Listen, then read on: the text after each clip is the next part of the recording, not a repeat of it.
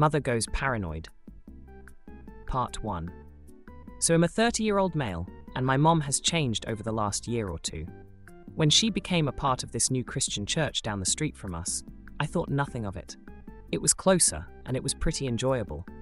The pastor there was cool in a way that I thought he could relate.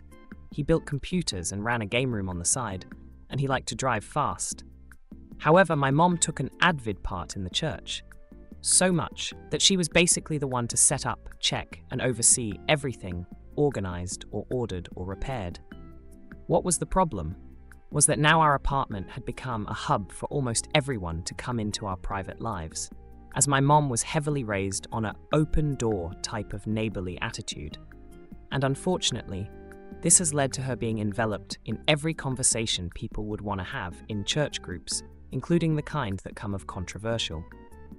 Over a couple of years, she changed a lot of her private habits, including what she watched, sometimes took food advice from people at the church, and most importantly, began to ask more political questions, while also stating more political idealism around to me.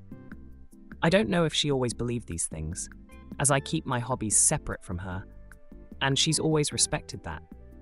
Most of the time, it's because either it opens up to a discussion about how those activates won't get you anywhere, or you should try reading your Bible more.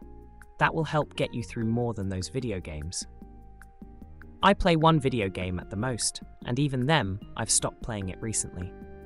However, one new hobby I've broken into is Dungeons & Dragons. A couple of years ago, I ran into a convention room holding a D&D event, and I've loved it ever since. I started looking around where I live and found a trading card store that has D&D sessions on a weekly basis. Joining it, I finally got the social connection I was lacking for a long time. Being able to interact with people my age and enjoyed the same games, anime and whatnot was a breath of fresh air I never knew I needed. Not to mention, I was able to express creativity that was sorely lacking. It got to the point where I found the passion to try and start my own story YouTube channel. My mom was supportive of it, finally happy that I was making friends and going out. However, as her idealism started to become more public to me, I was getting concerned that she would become the kind of religious person with some toxic views. This first became noticeable to me when she asked about my opinion about teaching gender pronouns to kids. I've never heard her ask about things like this, and we always kind of keep our personal interests to each other, unless one of us asked. Part 2 is already out. Check my channel.